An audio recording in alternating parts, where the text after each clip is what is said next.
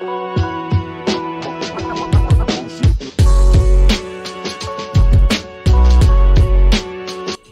and welcome to the Purvis Versus podcast. My name is Eric Purvis. I am an RMT, course creator, continuing education provider, and advocate for evidence-based massage therapy. In this episode, we welcome Walt Fritz, who is a physical therapist from New York, and he's going to tell us about his clinical and educational experiences and how he made the transition from being heavily invested as a MFR-focused therapist into being an evidence-based clinician. Thank you for being here, and I hope you enjoy this episode.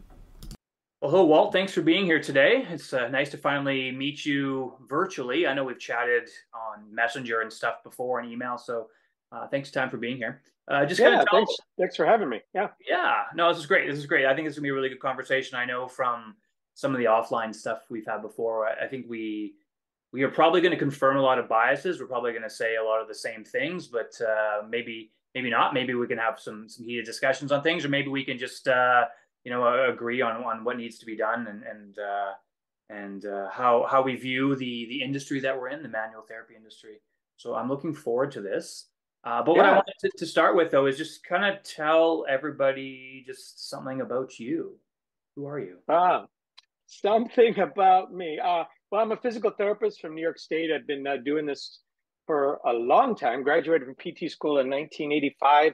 Long before physical therapy was even a master's profession, much less the doctorate profession that it is in the United States now. And, kind of seeing a lot of trends come and go, and including a lot of trends that I was fully immersed in, and, took a while to sort of wash myself clean from those. So I have a practice in upstate New York, 5.5 to 6 hours from New York City. More in the country than it is what city living looks like. But I see patients here half time, and I have a fairly robust teaching and traveling schedule and writing and all sorts of good things like that. So how's that for an intro? No, I've noticed too that you teach a lot. Like you're on the road like almost every second weekend, aren't you? I am. Yeah. So how do you manage that? Because I know from my own experience as like being a CE instructor, it's exhausting. So what are your tricks of the trade? Don't get exhausted. Well, not working full time in my practice, I think that makes a difference, right? I have, like I said, a part-time practice. I don't try to build it up so I'm really packed here. But also, just be comfortable with your content. I think that's a huge part of it. Not that we go in on autopilot, but being comfortable with the content, understanding your audience really well. And I don't know, I just, that's what I've done now for a long time. So COVID certainly put a stop or a change in all that. But I switched things up over the last couple of years in terms of who my target audience is and who I'm trying to be and who I'm not trying to be. And that kind of made it, I think, a lot easier on me and in honesty, more comfortable and more enjoyable. So, yeah.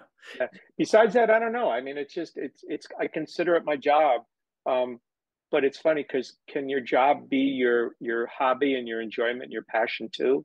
Some people say no, you got to separate those two. But I think if you're really drawn into what you do, there is no such thing as work. It's just getting up to do what you enjoy doing.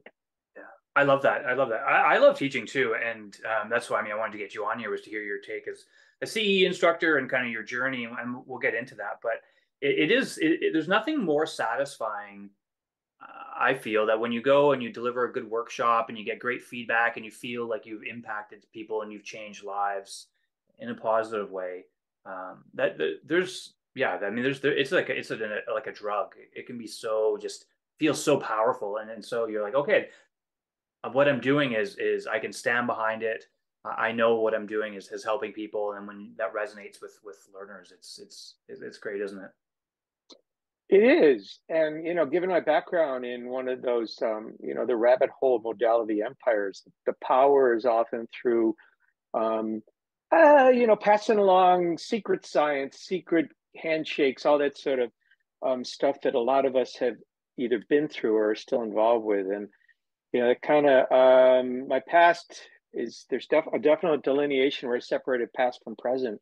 And now what I'm not trying to do is to wow everybody with, guru medicine, but kind of just say, we can be our authentic selves and speak in evidence-based language, patient-centered language, and still have a huge impact on people. And I think that's rather, it's uncommon. I don't want to say rare in our shared communities, because you know what? It's all about the big sell. It's all about the mystery. It's all about the draw, getting people to keep coming, which, you know what? It fills people's bank accounts, and we all need, that's what we do for a living. So I don't totally, disavow that, but I don't know. I just seen a lot of the dark side of that world, and I kind of want to stay away from it.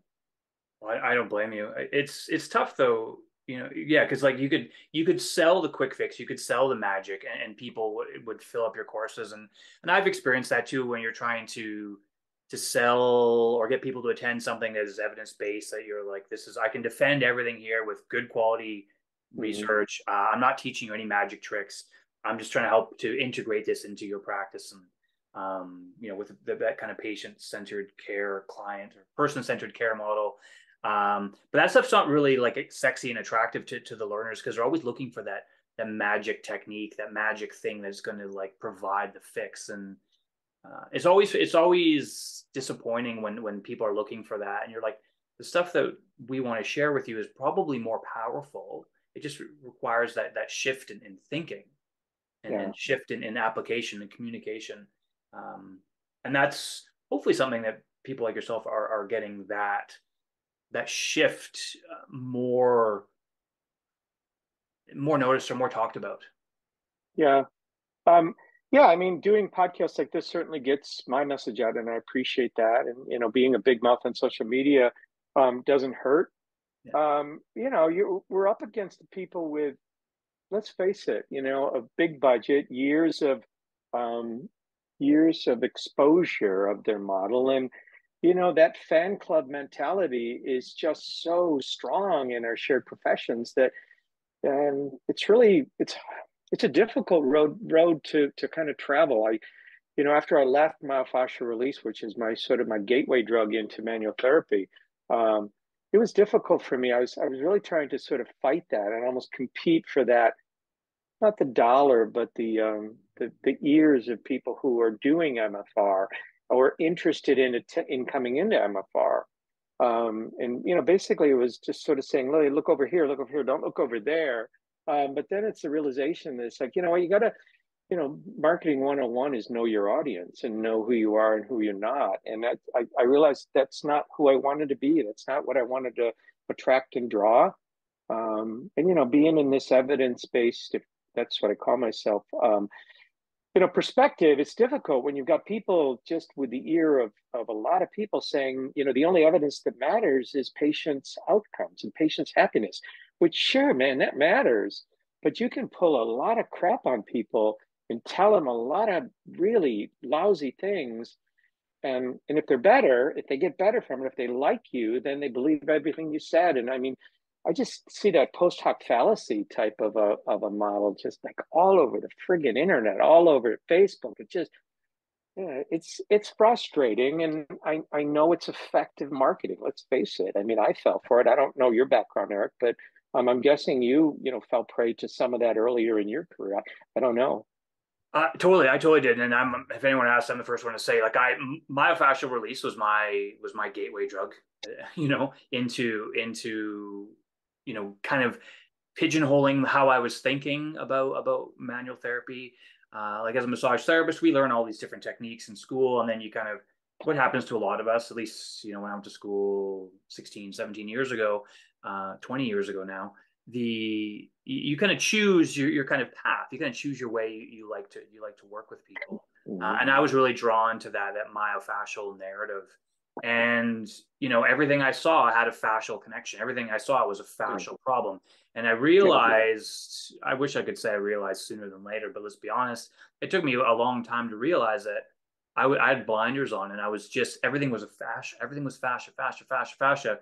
And then when I actually started digging into the science of it and the research that was being used to support it, I realized this is nonsense. This actually doesn't support what you say, or there's a lot of big claims that are being made from tiny little studies that are totally irrelevant. Yeah, I yeah, yeah, felt like I had been lied to, right? Like this kind of very structural fascial paradigm I was working under didn't have anything to stand behind. And I felt so wronged.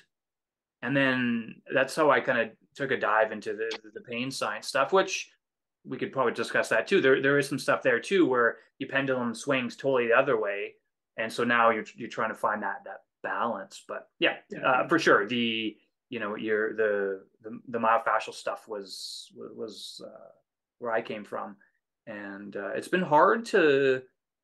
I don't know what your experience is like as an educator, but it's hard to get people to think outside of that because they've had success. Yeah, yeah. People feel I, better. it, it's just it's hard for clients or patients too. They just a myofascial release therapist or craniosacral therapist or fill in the blank of all the other named modalities, right? That person helped them, so then they assumed that it was everything that they said was right. Oh no, my problem was a cranial lesion, and that was why their gentle hands-on touch helped me so much, et cetera, et cetera. And that stuff is really, really difficult to unpack. And it's also, I think it's difficult to unpack for us when we have so much, what do they call it? The time sunk narrative, right? We time and money that we put into this.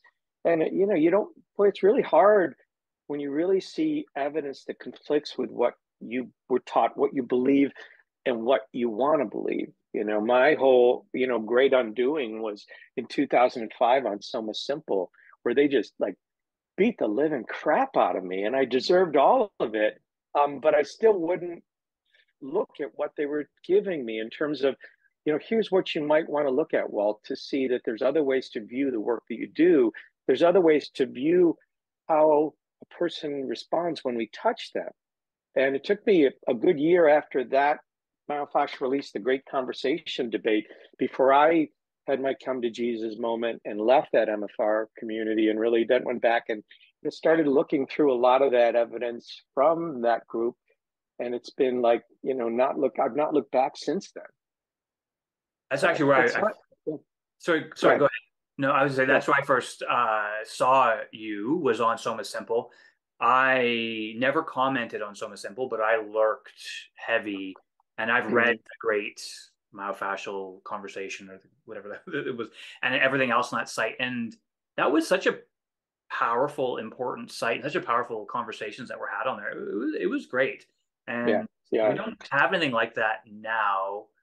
I mean, that was pre Facebook. Like I came into Yeah. that stuff. Probably I first found Soma Simple maybe around 2012, maybe 2013, and it didn't make a lot of sense to me because I was still at that time. I always say that I was curious. I was like evidence curious. So I was like I knew stuff that I was learning didn't make sense, but I Yeah. didn't know what the different answer was. So I was kind of left in this place of confusion and didn't know where to go. But I remember someone turned me on to Soma Simple. I remember reading that, and I think it's so great. It says a lot about you as a person too, as an educator, that you're like, yeah, I was totally into this, and then these people just beat the snot out of me, and then I realized, okay, you know what? Maybe I could still do what I do, but I don't have to hold on to this conceptual framework, which is doesn't have any support Yeah. It's scientific. ironic too, because over the last 10 years, man, I've been not exactly a mouse about my, kind of voicing my disdain for all things myofascial, or at least all things myofascial when it comes to that guru-based mentality that it's all about the fascia, the emotions are stored in the fascia, and all that crap. Excuse me for being so crass, but and early this year, I got an invitation from one of these, World Fascial Congresses or something, to present, to teach a course at the fascial, the third, whatever it is. I can post it here, but I emailed the organizer back. It's like, really? Have you actually read my website? Do you follow me on social media? Do you understand that I don't believe that one can select fascia for intervention to the exclusion of a human being? And in this long email where I went on my diatribe without trying to be too disrespectful, I proposed a talk that goes something like, seeing the forest for the trees, treating the whole person instead of their fascia. And the organizer actually thought it was a good idea to see, the sense of balance. And I'll probably just get sort of virtually booed out of the building because I'm doing it online. I think it's being held in Brazil or something like that. But I think it's important for all of us to see that sense of balance. We do get so unbalanced when we go into these rabbit holes of beliefs, and it's not just in manual therapy, it's in politics, religion, you name it. It's difficult, really difficult to see that the perspectives of the other side. Yeah.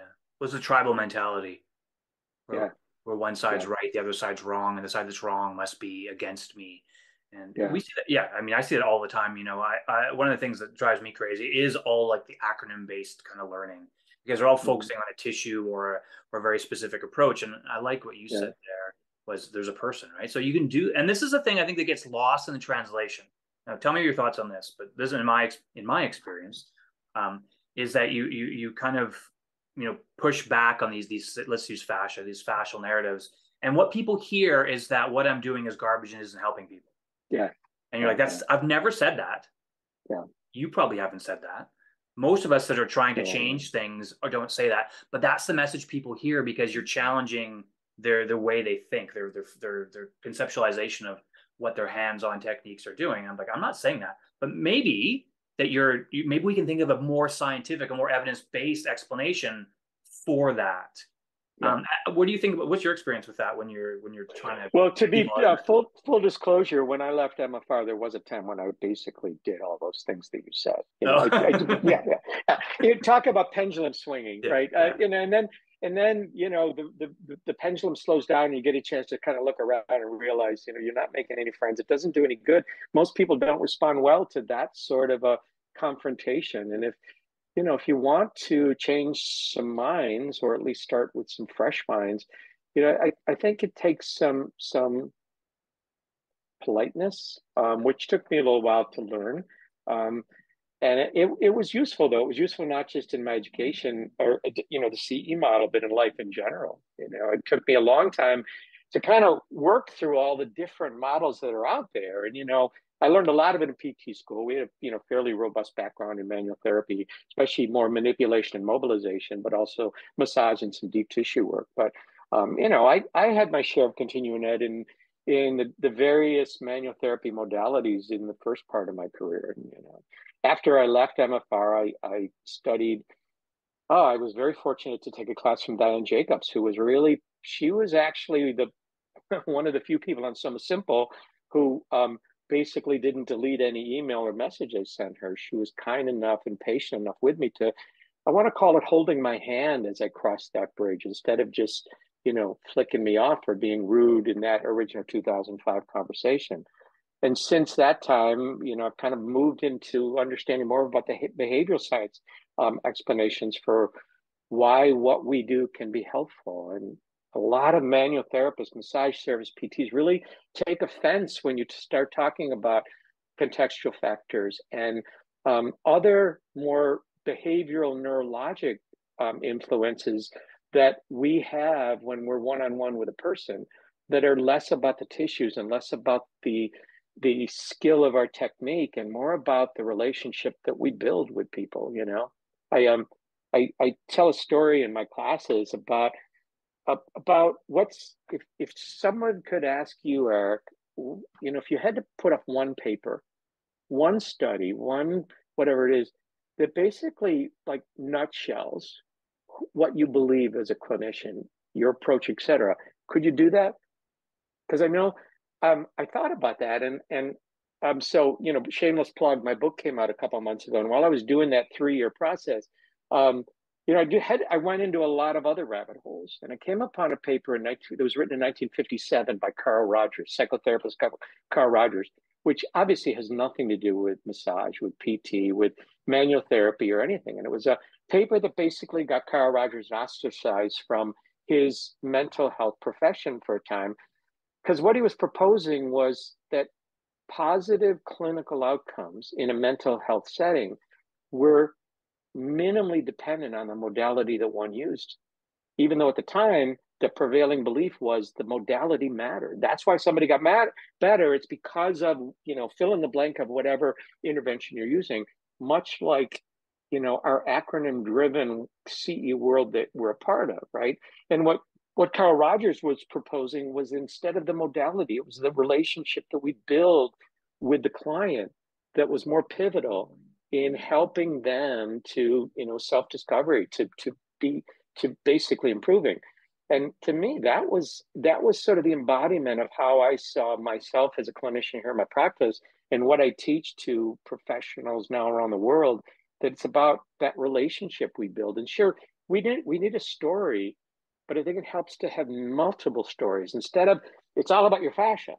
And I'm willing to say, well, it could be about the fascia because some people believe that, but it could be about, the nervous system. It could be about all these different possibilities. But, instead of trying to explain that as the reason, can we do something that you as an individual can appreciate, that it's safe, that it feels effective, that you have input in? And to me, that's sort of the embodiment of Carl Rogers' work that we're bringing forth, here in 2023. And you said the paper was from the 50s. 1957. Yeah. Yeah. Yeah. Isn't that Yeah. crazy? Yeah. Yeah. It's funny because my background is like, I did my undergrad in psychology, Mm-hmm. much younger. And it's funny that now that I'm learning more over the last number of years, learning more about the behavioral sciences and learning more about these relationships, it's kind of bringing back all these kind of fundamental things you learn in your undergrad degree. And you start to realize like, oh, if I'd been able to put these things together sooner, I probably would be a lot further ahead. But you don't think that way, right? You're thinking modality, you're thinking fixing, you're thinking tissue, you're not thinking those human relationships. But then when you start to look at those human relationships, you realize like, oh, this makes so much more sense. Yeah.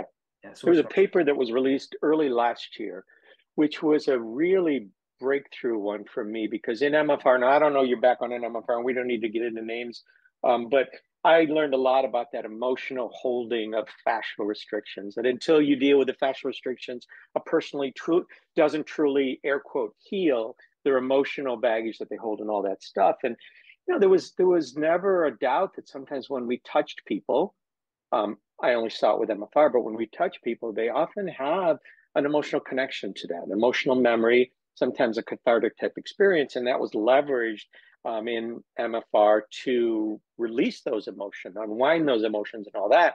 I saw that there was a lot of flawed logic in explaining that, but I didn't really have a great counter argument to that until 2022. There was a paper by the lead researcher was the last name McParlin, and I can share this and you can post it in the show notes if you want. Yeah, And it please. was from an entire issue of Frontiers in Psychology that was devoted to touch. And in McParlin's article, they talked about touch being able to relate a person, the touchee, if you will, to their priors. How basically the priors relate to the present, right? And priors in a mental health setting are about trying to bring a person to an understanding of why their past relates to the present, right? And what they were doing in the paper, and it was basically, it wasn't about manual therapy with touch, it was about touch in general, right? But what they were talking about, how the ability of touch to relate a person to their priors, and they talked about an experience that when the touchee and the toucher are basically resonate, if you will, without getting too esoteric with the language.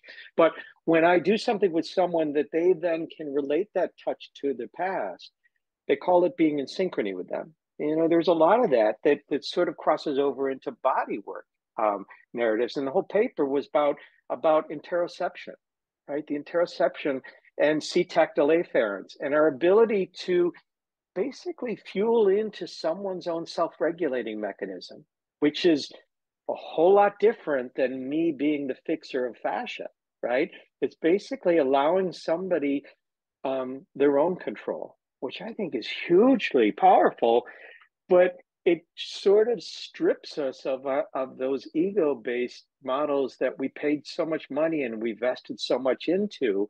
When if touch can convey the sense of self-regulation, maybe it's not about our magic techniques. Maybe it's just to being present in the relationship. That totally confirms the bias of mine too. I don't remember that magazine article as well as you recited, but I did remember seeing that and buying that Frontiers of Psych magazine. I did read that article at the time, but need to find it probably just to read it again because I Yeah, loved your well, description of it because that yeah. great. Well, for your listeners here, it's now available. I think the entire journal is available in open access. So you can access not just the article, but a number of other articles by it. And then reading that article gave me some fuel for the book. I had to do an addendum in the book because I was almost done, but it also led me down some rabbit holes to understand, well, just a deeper understanding of a lot of different concepts that sort of tie in that behavior sciences with the physical science. And I think it's hugely impactful and important work for us. We got to come out of our like you said earlier blinders and really open our eyes to see that we might be touching and we might have been taught that it's all about a muscle knot or a fascia restriction or a trigger point or whatever, but those are these closeted concepts that we just as professions, I think it's really time to pack away and move on from. Yeah, I would totally agree, and that's one thing that I've been a big advocate for many years is trying to like get the stakeholders in my profession, at least in Canada, to acknowledge that we need to update. Like our curriculum and our understanding and stuff is so behind. And if we look like, so you said the big fascia debate, that's 2005. And that information that was being shared with you by them 2005, which is, 18 years ago now, as of this recording. And that information that they were talking about then was from like the 90s, a lot of it. So this information is not new. Yeah. It's Yeah. actually old information, but there's such a slow or almost I don't know ignorance to adopt it, and yeah, and I agree that what you said with everything you said there, that the kind of the behavioral sciences and the relationship kind of sciences is really that's going to inform what we're doing way more than the like you said the muscle and the connective tissue stuff, which is important Yeah. to know, Yeah. but is it that important? Is it more important than the behavioral stuff? I would say no. Yeah. There's And then we have the messiness of outcome-based studies versus mechanism of action studies. And let's face it, it seems like 95% of the studies that people, especially in our kind of closeted Facebook group world, the kind of studies that people like to post are the ones that support myofascial release for neck pain or whatever, right? And you could fill in the blank on, 1,000 different modalities and 100 different disorders, but they all sort of run a similar path. And it's like, fascia is the thing nobody pays attention to, and people say that when fascia gets restricted, it leads to pain, and they get away in a peer reviewed journal with posting that, and then they go into a study which basically says when they did something with their hands that we call myofascial release, the person's neck felt better. Now that validates that the relationship and the thing that person did with their hands, it has nothing to do with fascia. But yet that's basically what fills our journals, and full mechanism of action studies or papers, they're out there, but people don't like them because they're boring. I quote regularly like Joe Bialowski's 2018 paper on manual therapy effects, a paper in 2019 by Jerry Geri is one of my favorites, as well as one by 2020 by Kolb Kolb, which basically says in manual therapy education, what are we waiting for? We know all these things. Why is our education so stuck in the past and claiming all these tissue-based problem and tissue-based solutions when we know so much more? And those are my three things that I just beat like Don Quixote, and windmills and all whatever, the story there. But ultimately, it's a tough sell, Eric. Oh yeah, it is. It's not easy because it's different. It challenges, right? You're going against the status quo. I love that you said those three papers too, because it's funny because before we, I'm just looking at them right now. Before we came on, I brought up a couple papers here, and the one that I have in front of me, one of them is the Bialowski, the unraveling the mechanisms of massage therapy. The other one is one by Jerry, manual therapy exploiting the role of human touch. Yep. I Yep. love those papers. So anyone that's listening, I'll see if I can post them in the show notes, or if not, I'll put the titles there. They're great because they do provide a value of touch, but from a different perspective. Yeah. Yeah. My new, but I suppose one of the reasons I'm so happy is in my career as an educator and traveling is not because I left PTs and massage therapists behind. That's not why. But the new market, the new field that I teach primarily to is speech pathologists, right? In terms of dealing with voice and swallowing disorders. And the reason I bring that up now is there was a paper from 2019 that a researcher from the University of Utah named Nelson Roy was the lead author on it, where they did a study for looking at muscle tension dysphonia. Muscle tension dysphonia is vocal hoarseness, which since the 1980s has been viewed as due to primarily excessive perilaryngeal muscle tension.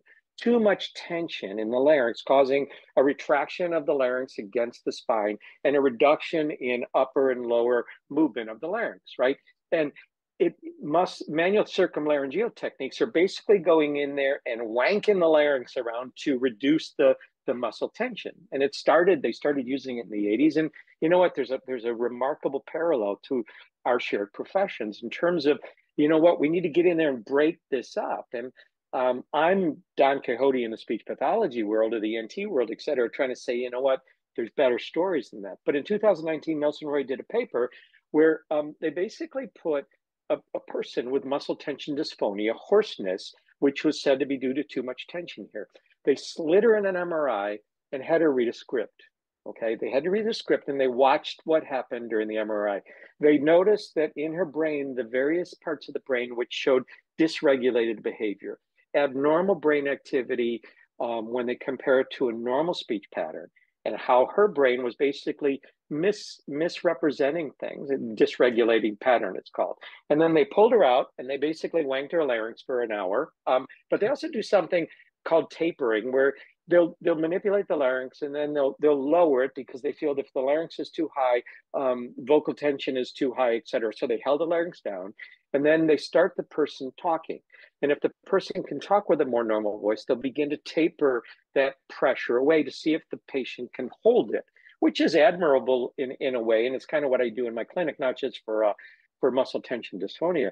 But then what they did, once she was able to hold a voice, they slid her back on the machine and they had to read the same script again. And what they saw was a different brain activity that in an hour's time went from completely or very dysregulated to much more regulated.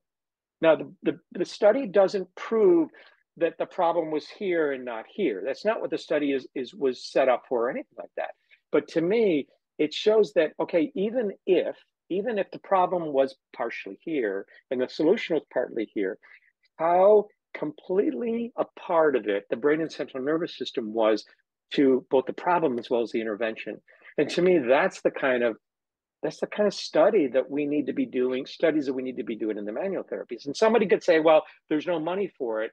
Well, these aren't studies funded by big pharma, as people like to put out there when they want to sort of dispel why research is flawed and all that. These are university-based studies. It can be done. I see that as holding up what's possible, in terms of a beacon for all of us to see that, I think we can do better. We need to do better. Yeah. We have to do better. And that's such a great example there, Walt. I really appreciate you sharing that, because oftentimes people hear is like, oh, well, the science hasn't caught up yet, or like no one's. Oh my God, I'm so sick of hearing that. Yeah, me too. It drives me nuts, right? Or like, oh, research, there's no money for it or whatever. But you look at, like we were just talking about, I'm sure we could list hundreds of crappy papers that people use to try and support their thing. Like, someone's spending money on garbage to research garbage. Why not do designs like the one you just said for the manual therapy world? Like, there just has to be a will to do it. And there's, for whatever reason, I don't know why, I don't have an answer, why there's not more like that. There's, I think, a few more coming up, like that Jerry paper is from 2019.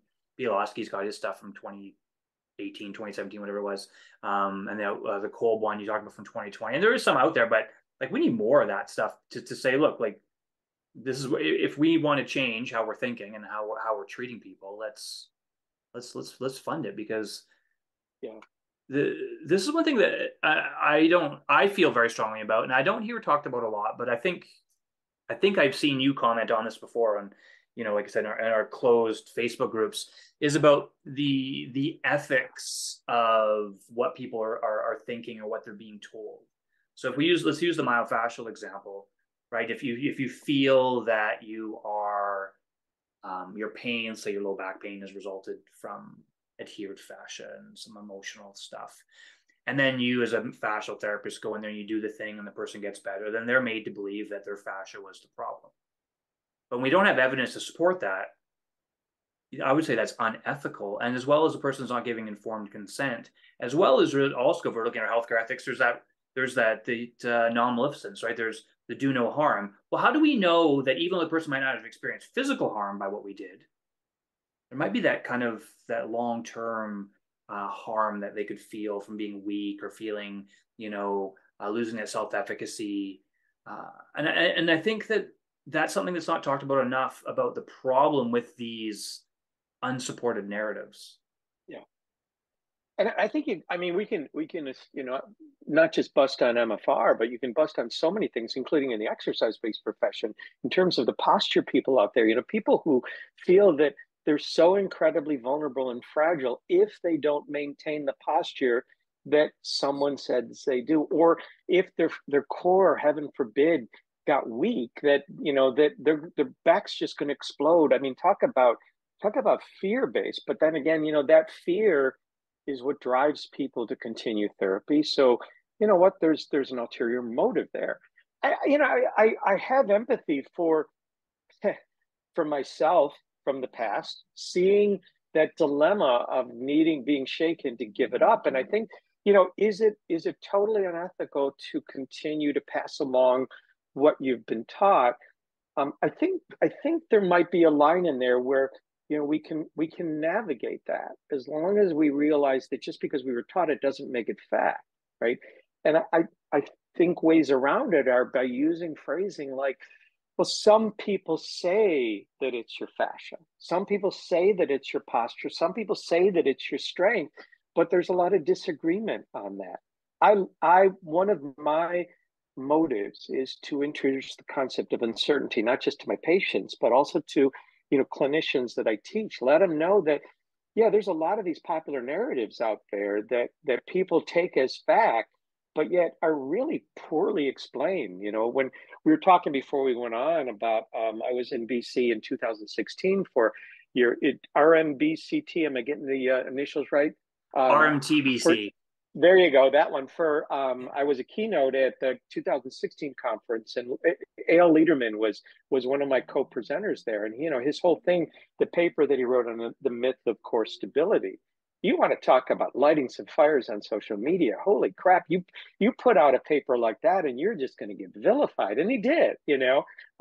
But yet there's so many explanations for all of this, and what I'm trying to do is in my work, in my writing, in my teaching, in my practice, is trying to look at the common denominators. Sure, it might be posture, it might be strength, it might be fascial restriction, it might be trigger point, but what are the common denominators in all there, right? And I think that's where we can go back to Carl Rogers and see maybe it's the relationship that we build is at least one of the major common denominators, or maybe not the only impactful one, because it's almost impossible to say which one it is. If you read, Bialowski's paper and Jerry's papers, they're talking about multifactorial explanations for manual therapy impact, but they're not talking about, this, here is the sequence that every intervention follows based on peripheral to central.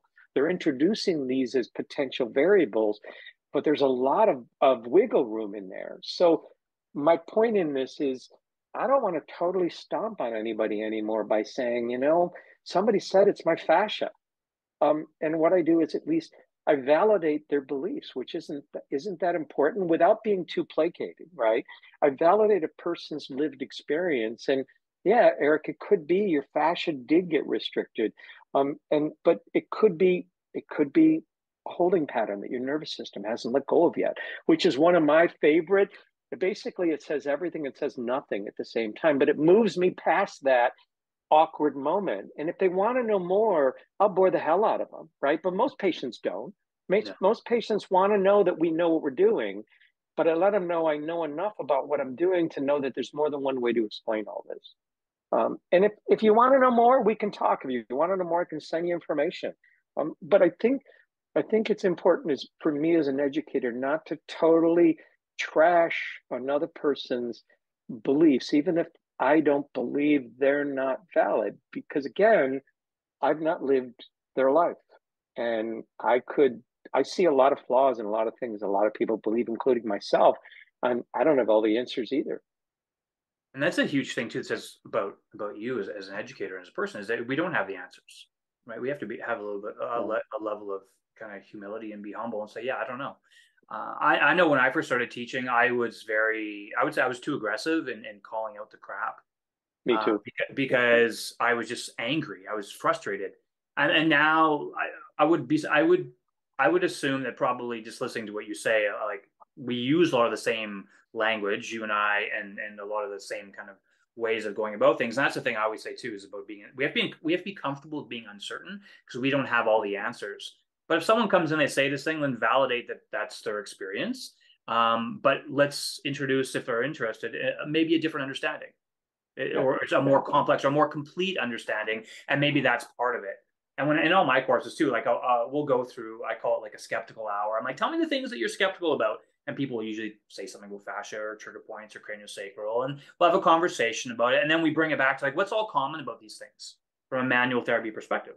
Well, it's different ways of touch. There are different ways of Yeah. hacking into someone's system. So how can one be right and one be wrong? The Yeah. story are all different, but how can all these stories, like which one's more right, which one's more wrong?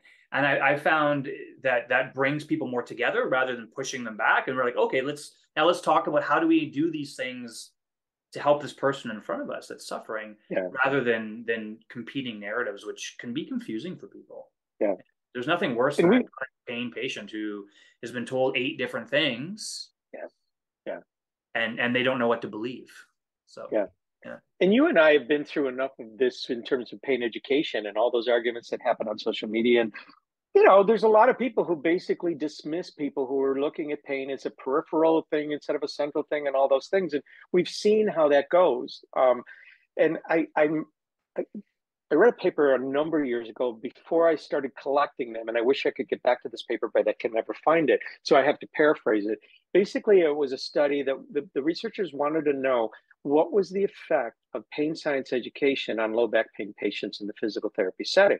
So what they did was they set it up so the entire intervention was pain education, air quotes. And they did a questionnaire at the beginning, a questionnaire with the patient at the end. And they had basically the script down, if you will. Here's the education we're going to provide to this person about their back pain, about not necessarily being, injured tissue and all those good things, et cetera. And what they found that no matter the quality of the education, most people left the session still with a similar set of beliefs that they came in with, that there was something going on in their tissues. Not that that means we should just give up on it, right? But how much of our effort, how much of our time, how much of our ostracizing or separating ourselves from our patient or our student in the education world, how much of that should be spent, trying to dispel myths, and how much of it could be more maybe productively used, not to lie to people, but realize that a lot of us cling hard to our belief system, and most of us don't let go of it in one session. Yeah, it's almost impossible to change it in one session. Yeah. Yeah, Yeah. it's very rare, and I know from my experiences too that I used to try and give a lot more pain science education because that's what I jumped into when I was like the pendulum, and realized that it didn't work, and it just often made people feel that there was something else wrong with them, that that was maybe their brain or their nervous system that was now the thing that needed Yeah. to be fixed rather than the tissue. And so yeah, I don't know what the best answer is. I think it's like anything. It's uncertainty, and it's every individual is different, right? That n=1 thing. Yeah. Somebody may want to know all the pain science education stuff, and that might be what works for them. Most people probably don't, No. and it's probably they don't care. They just want to feel better, and we don't need to waste our time. Like you said, we waste your time spend pain splaining to them is not always the best option. But Yeah. I know for a while though, right, in social media, that was the option. That was like you had to explain. People had to understand. They had to think differently. Yeah. But even a lot of those pain education resources are being questioned now.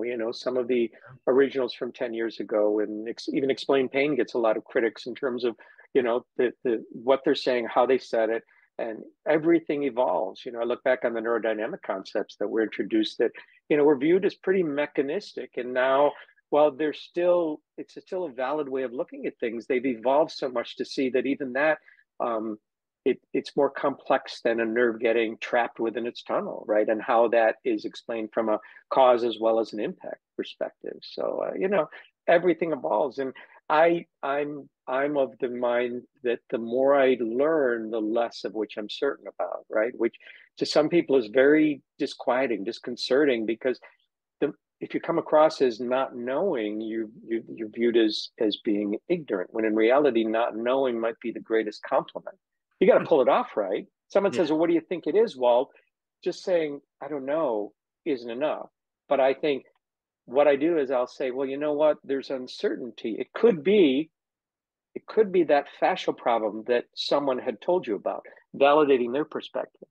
Or it could be, and here's where you fill in the blank of your favorite narrative, or your variety of narratives. And to me, that gives them the explanation that, okay, there is uncertainty. Even I'm uncertain. Do we need to spend time here trying to figure that out, or can we move into things to work on trying to help you? And that's what I try and do. Try and sort of like slide them slowly, push them along that path. If they want to stay back there, and if they want to talk about or argue about what it is, you know what, if that's how you want to spend your money with me, that's fine. But I think you're here for help, and maybe together, using the combination of those two models and the uncertainty that's within it, let's see if we can come up with something that means something to you. And to me, I'm very different in this world, that I use shared decision making a lot more than is taught and is used, which again seems very much makes people uncomfortable as a clinician, because you're giving up your power in the therapeutic relationship and asking your patient to take a role in that. And it's pretty foreign to a lot of people. Yeah. Well, the shared decision making, there's a lot of good data out there that supports that it's a good a great approach. Shameless plug here. I just co-authored a paper that went out last year, and it was all about person-centered care and shared decision making. And when you go and read through the research, there's a lot out there that says that's kind of the current less wrong way of engaging with people, particularly people that are Yeah. suffering. And I would say a lot of the times when there's that uncertainty, because we know, right? Listeners probably hopefully know this too, is that when we're talking about MSK pain, a lot of times we don't know what the causal mechanisms are. People hurt. We could spend Yeah. all our time trying to figure it out, or maybe we could just, like you said, we can just try and figure something that feels good for that person, and that might change from day to day. But spend your time, figuring out and having that conversation and Exactly. I have a that's a free better way. Yeah, I have a free 1 hour course on my website on shared decision making in the manual therapy setting. I actually filmed it for a Canadian massage conference a year or two ago, and then just put it up on my website for free. That you know what, it gives information on what it is, and kind of gets over the hurdle of, okay, how can you apply it? Because it's really foreign to me, the way I interpret shared decision making, and I see it part of those three rings of the evidence based practice model, right? Patient preferences and values, and it's about giving up ego. It's about saying, if you got a problem in your face here, in your TMJ, we're taught to say, okay, the muscle's too tight, so we need to lengthen it, or whatever that might be, right? But yet that may not feel right to the person. So it's about doing something and then saying, okay, what do you think? Does this feel useful? Does this feel helpful? Does this feel like it might be harmful or a total waste of time? And I tell you what, patients really struggle with it sometimes, because they're not used to being asked like that, right? They're not used to be giving input, because they say, well, I don't know, right? You're the expert. And it's like, yeah, I'm the expert in this stuff, but I'm not the expert in your lived experience. So what do you think? Does this feel useful? And that's a really hard one to get through with a patient, even with me in my practice sometimes. But I think it's so worth it to give them the sense that they own this, that they have power and they have contribution to this. Not everybody will participate. In fact, I know that some people stop seeing me because I'm so much work. They bit literally, why are you asking me these questions? Can't you just fix me or help me?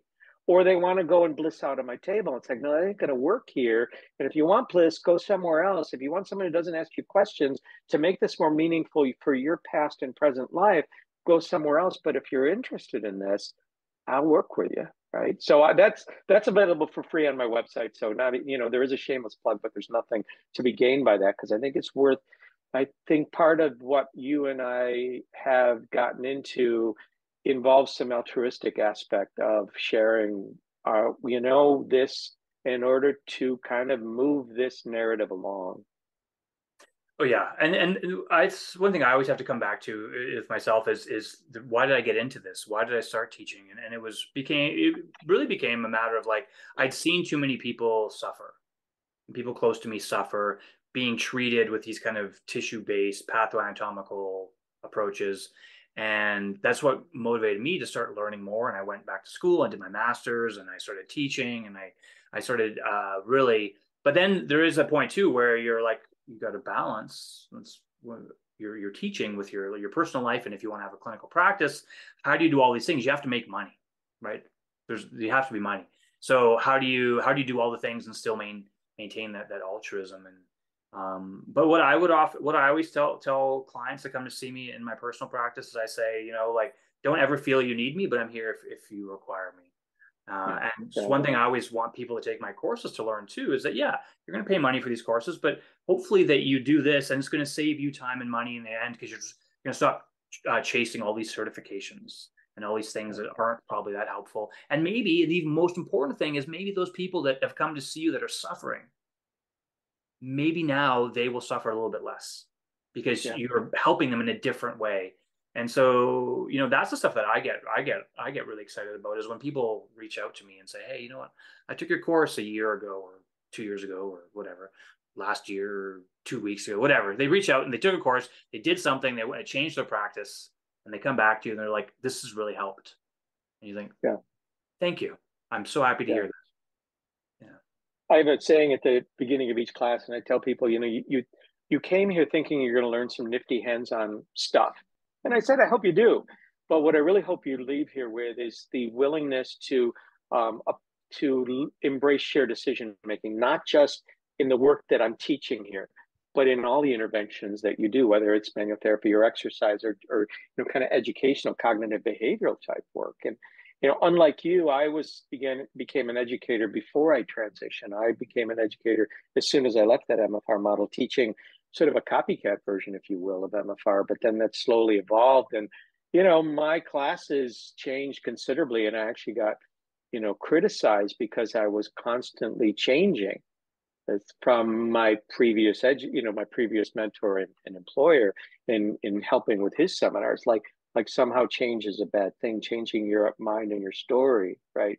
Um, and I'm still learning. Unlike you're a lot younger than me. I'm 63, and I'm finishing up a master's right now because I never got one back then. I got a couple bachelors back in the 80s, but you didn't need a master's to become a PT back then. And now I'm finishing up my master's, and my final project is basically a survey study on how implementing shared decision making has changed a person's practice.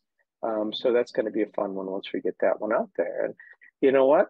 Maybe when I'm 80, I'll have my doctorate done, and we'll do something else on that. But I hope by then that we're not having these conversations of why people are still selling it and why people are still buying it. That those tissue-based, rabbit hole, silo-based, whatever you want to call it, right? Those closed group models that are just so darn popular today. Yeah. I get that you're doing your master's as well as with all your teaching, and you're a busy man. Yeah, yeah, Yeah, good for you, yeah, Walt. yeah. One thing I did want to ask you about, and this kind of I think it kind of goes with everything you're saying is because you were part of I know you taught for somebody else doing your myofascial stuff, and then you went and you did your Walt Fritz MFR seminars, I believe they're called, Something and like you that. Yeah. still called them that for quite a long time though, even though you Yeah. weren't teaching MFR. How did you go about changing that name, and how was that received within your community? Which community? The MFR community? I would say the MFR community as well as the people that were learning from you. Yeah. Well, I would guess that the people in the MFR community said, finally, good riddance, right? Because Oh. I was actually encouraged by a lot of them. Well, if you don't believe in it, stop calling it, right? So Right. for a long time, I was like, back then, I believed it was all about the fascia, right? And then I saw the distinction between MFR as an explanation of what's wrong with somebody, right? Their fascia is restricted, and MFR sort of this brand of thing that we do with our hands. That it's a description of an intervention. And for a long time, I was sort of drawing the line and say, you know what, I don't believe that, a person's problem are solely due to fascia, and that we're somehow, jumping through all these other tissues or jumping through the skin, as Diane Jacob likes to say, to, attack somebody's fascia. But I was still calling it that, maybe because I didn't want to give up that my blankie, right? Of that security or that potential market, if you will, of the fascists out there who were still willing to see that. And then finally, after getting the crap beat out of me on social media for about 2 or 3 years by a lot of our shared friends who basically said, stop it, and I was in no mood to stop it because it was my brand. Finally, during COVID, when nobody had anything to do, I reformatted all of my course curriculums, and I decided that was the time to rebrand away from myofascial release and into manual therapy. And even manual therapy carries along some connotations that I don't necessarily um, relate to. Right? If you mention manual therapy to a physio or a physical therapist, a lot of times they're thinking spinal adjustment, joint manipulation. They're thinking manipulative type therapies. To other people, manual therapy is a completely ambiguous term. I'd love to someday just completely wash myself of even that term and call my work Steve, right? Steve builds absolutely no mindset of, well, what it is that we're doing. And it's like, okay, let's just start right here. This is Steve. We're going to introduce this as a client-centered way of helping people with their problem. I think from people who had taken my course in the past, most of them were pretty supportive, because I'm guessing the people that migrated toward me, especially during the more recent years, had begun sort of that crossing of the chasm, as they said, on Soma Simple. And, we're seeing me for the kind of the dualist that I was. I called it MFR, but I was really seeing it from a different lens. And, there's always, I can still be an obnoxious person when it comes to my past MFR gurus and everything, and all those, kind of poking the bear and things like that. I'm childish in some ways, but most of it's done in good fun anymore. That you take swipes at people online. It doesn't mean you necessarily don't respect them or don't appreciate what you learn from them. Because I learned a lot from myofascial release, and go into the other rabbit holes, craniosacral therapy, zero balancing, all my past modalities. I learned a lot from that, and I think a lot of it was learning grace with what we do with the patient, learning to come in slowly, learning not to just beat the crap out of people. And I think learning grace was a big thing that I have a lot of gratitude for. And in order to learn critical thinking, I simply had to move on to other sources. Right. It's interesting that you said that too, about not beating the crap out of people, and that's the thing that, for in a lot of, at least in the massage world that I live in, there's a huge belief. It seems to be the most common one, that if it hurts, if it's harder, you're doing better. Yeah. But it's once you understand kind of some of the nociceptive system and the pain experiences and all that, neuroscience and neuroimmune stuff that's out there, which we don't need to go into. Yeah. You realize that approach isn't always the best, but then you can't say that the light touch approach is always the best either. And that goes with what you said. The shared decision making thing is like, what feels best for you and what's going to work for you. And I would say too that I like that what you said about, you learned a lot of grace, you learned a lot of things from all these other courses and gurus and people you learn from. And I would say the same thing with my own journey as well, is that you take something from each of it, and then it's, you don't throw it away. I mean, a lot of the techniques that I do now look very similar to what I would have done 10 years ago. Yeah. But and I think there's also, from that person-centered perspective, we've got, I'm going to pick two polar extremes. You've got craniosacral therapy and you've got ground and pound. Okay. Fill in the blank, whatever ground and pound is to you. And it's so easy for somebody to say, well, that craniosacral therapy is just fluff and buff, right? If you really have a problem, you got to do ground and pound. But there are people who are genuinely impacted in a lasting positive way from those light touch interventions. And there's people who are genuinely helped from ground and pound, right? To view your modality as being totally accurate for certain kind of disorders is totally missing the boat of person-centered care, because I will not beat the crap out of somebody. I tell my patients a lot of times I think you're metaphorically looking for the basket of sticks when you walk in my office that you have to bite on while I'm treating you to get rid of the pain. It's like, we're going to take the stick out of your mouth and I'm going to let us decide together. Yep, it is shared decision making. So I make some of these decisions too. And there's times when a patient asks me for more pressure than I appreciate. And there was a time in my career 10 years ago where I said, no, that's not necessary. But I would be missing out on your lived experience, on your expectations, on your belief in your past and present experience. Is it totally wrong to use ground and pound on somebody? Absolutely not, especially if that's what they feel they have the best luck with and that's what's best for them. Just like there's times when a patient challenges me to lighten up to a point where I wonder if I'm doing anything. But if I actually open my ears to what they're telling me, I'm doing something, and that's what I look for. One of my favorite questions when I'm trying to establish shared decision making, when we start touch, is I'll ask them, "Does it feel like I'm doing anything?" Totally vague question, and I let them chew on it, and they struggle with it. Right? Does it feel like we're doing something? I try and make it a we and not a me. Right? And because sometimes we're doing things at levels that I would never know because I'm so stuck in my rabbit hole, I can't appreciate that somebody's living in another rabbit hole just next door, you know? Yeah. I like that term too. I use that, and when I'm treating people, when I'm in my courses, I often say, is this feeling important, or is this Yeah. feeling meaningful, or is this feeling, when it depends on the day, or, is this feeling helpful, is I think probably the word. Useful. Yeah. Useful. Yeah. Yeah. Is the Yeah. term I use. And then another term, which I can't claim, but I heard a colleague say once was, they said, tell me when this feels boring, like meaning like, when do you want me to move on? And that Yeah. usually is, I love that because it puts the power, the control Oh, into yeah. the person, in not you, and that way they have the decision to say, yeah, like, this is, can you move on? And I find Yeah. that that's such a great approach. Yeah. And it feels, as a clinician, it feels, what's the word, it feels better. Like, it feels like you are just like, this person's welcomed you into their world and you are there to help them, rather than you being the all-knowing, therapist. You're just using your skills to try and make them feel better, and it's they have some control of it. And I think that just, it feels so satisfactory. Whereas before, Yeah. I would often blame myself or blame the person depending on the day. If they got better, oh, of course it was me. If they didn't, then it was their fault. Well, PTs do it all the time because you weren't compliant with the 15 pages of exercise I told you to do it 4 times a day, right?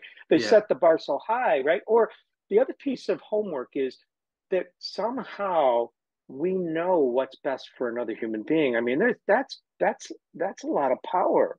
And I tell my patient, if this doesn't feel useful, and I don't care whether it's a stretch or it's an exercise, if it doesn't feel useful, let's work on it until it does. I had a shoulder repair about 6 or 7 years ago now. And I went through rehab. My 13-year-old physical therapist, he did a decent job, right? Except it felt like he was doing it, he pulled it out of a file drawer and said, here's your rehab for rotator cuff repair. Right. And I was a horrible patient. I really was, because as soon as he would turn around to do what PTs do, and they're working with a number of people at once, I totally get that. I would go from doing that, okay, the TheraBand's over there and I'm doing that external rotation, and I'm thinking, okay, this is really lame. And that skeptical, cynical part of my brain, but I'm realizing I'm doing this, but it's not really making a connection from here to here. It's not really connecting me to my pain or to my weakness or any sense of my experience. So I would go off and I would start wandering and say, "Ooh, there it is right there." Right. And he'd Yeah. come back and say, "What are you doing? I told you to do it like this." And I said, "Yeah, but that didn't feel useful. This does." And he really wanted nothing to do with it. So I basically discharged myself pretty quickly, and I continued my rehab on my own, bad patient that I am. But now I transfer that to my own patients, whether it's exercise, right?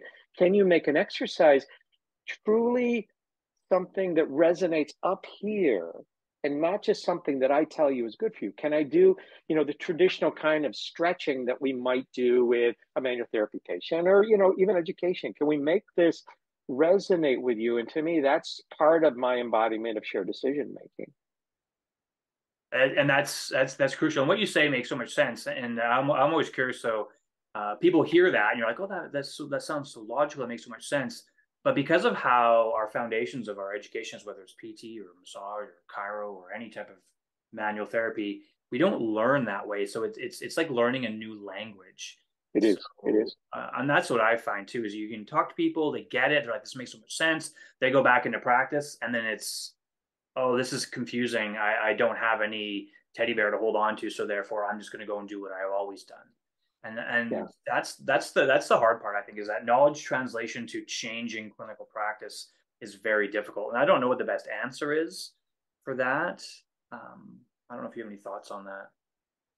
No, I just think it takes an evolution over time. I think that as new grads have come up, I hope that the education system is improving, because how many times have you read on social media somebody justifying what they do because that's what they were taught in massage school or PT school? It's like big hairy deal. That doesn't mean anything, right? And then, then you're calling into question somebody else's past expert, and I totally get that, right? And hopefully our educational standards are continuing to rise. The physical therapy profession in the United States is a doctoral profession, but that doesn't mean there people are learning, completely, on the truth narratives, right? They're still learning a lot of crap. They're still passing on to patients that the reason you're having pain is because you're weak. That if you get strong, you'll have less pain, as if that's the transition right there from weak to strong is the reason why exercise works. And I think my profession does a lousy job of letting them know it's much more complex than that. Just like it's much more complex than, your masseter is too tight. That's why you're having TMJ pain. And I just think those stories, they're always going to be popular because patients love those simple stories. And then we like telling simple stories, so we please our patients. And it also takes up less of our time so we can get on to things that matter. When in reality, the elevator speech for telling somebody that pain is more complex than just weakness or tightness, it doesn't take long to add just a little bit more to that, to let someone know that a lot more to it than just that little snippet that you read on Facebook or that even your doctor told you. Um, I think it's going to take an evolution, and I'll be gone by that time before education really steps up to the plate. But let's face it, you know what? I guess education is always going to be slightly behind a groundbreaking type of evidence and viewpoints. That's just I've kind of accepted that, and we move on however we can. Do you have any plans to retire anytime soon, Walt? Sounds like you're on. No, I can't afford it. Can't No. afford it, man. No, I just totally enjoy at least what I'm doing right now. The book came out. I'm working on my master's. This whole thing with the speech pathology is just like I feel like I just graduated from school again, because it's a new world with me, and I'm getting a chance to work with I'm getting a chance to work with dental hygienists, right, who are doing myofunctional based work, which is so different than things that I learned. I'm working with vocal coaches who are working with elite level performers that you've heard of, right? They're traveling around the country with. I'm working with speech pathologists, working with head neck cancer, post radiation work, with all these different things, which just, I mean, they get me up in the morning and make me want to come into work again. So I don't have any plans to retire for a while. And my wife is pretty good with my rather robust international schedule. She comes with me. We're going to Athens, Greece next week to teach a class there, and fun stuff. I love teaching in Rochester, New York, near where I'm at, and I like teaching. I'm teaching in Taiwan in January, and I love that stuff. So no, I don't have any plans. So if you're waiting to take my place, get in line.